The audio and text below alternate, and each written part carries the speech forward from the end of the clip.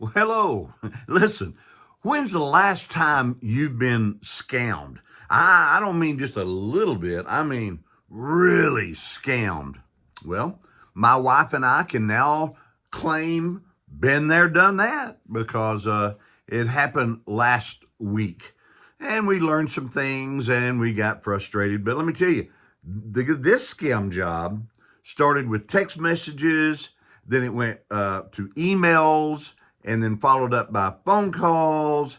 And they sounded just like the fraud department at our bank. We've had identity before where we had to cancel a card and get another card. Oh, not this time. This time we had to shut the accounts totally down, redo all those drafts that come out, and et cetera. Any deposit that came through the internet or whatever, all that had to be redone. I mean, they got us good this time.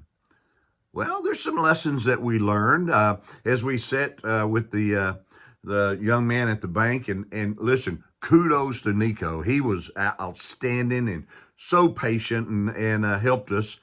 But as we sat there for about 3 hours or better in his office, getting all this done and tracing it down, making sure our funds weren't in jeopardy or anything like that, there's some things he shared with us that we're going to be cautionary from now on. I guarantee you this: good luck next time the real fraud department calls us, because I'm not for sure I'm answering any question to anybody. In fact, this same scam job, they've been working on my wife's phone and email and all that. That same scam job called me like the next day. And so I'm telling you, I'm not talking to anybody.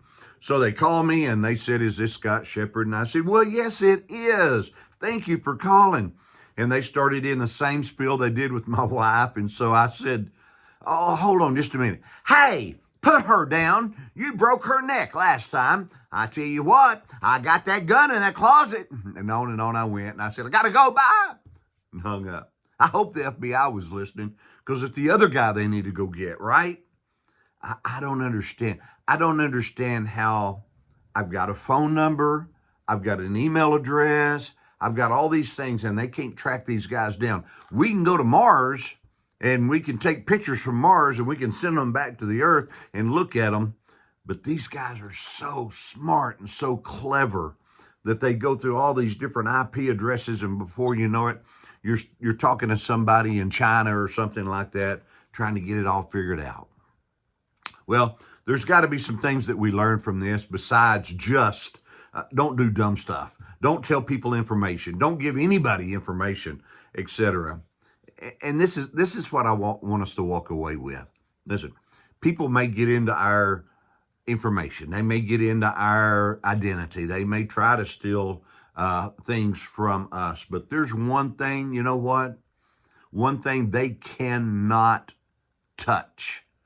And that's the fact that we are children of God. They can't touch that. And that's something we can hang on to. Hey, listen, I'm Scott Shepard, and this is Good News. You have a great day.